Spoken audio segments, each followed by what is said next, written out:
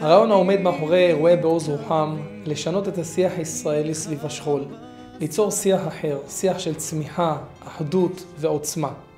מתוך כך, בשנה האחרונה קיימנו 5 אירועים בקריית שמונה, בעכו, בקריית ארבע, באלעד, בקריית מלאכי. האירועים האלה היו אירועים של תקווה ואמונה, שבהם הצגנו דמויות מופת.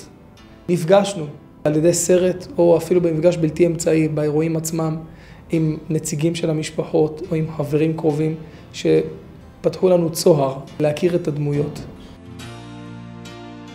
ואני פה להמשיך את הרוח, אבל הרוח של השמחה, הרוח של האמונה, הרוח של צדקת הדרך. עם ישראל ימשיך לעמוד באתגר מול אלה העומדים עלינו לכלותנו, ואנו תמיד נהיה מוכנים ונוכל להם.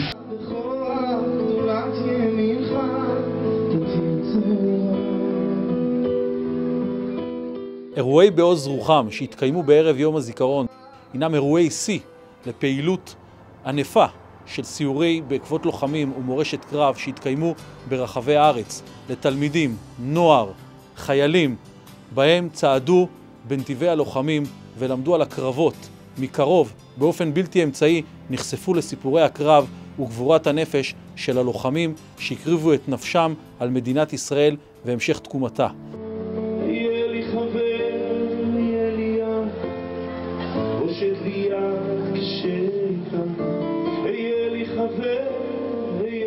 בשנה הקרובה בעזרת השם אנחנו רוצים להגדיל את מספר המקומות שבהם אנחנו נקיים אירועים.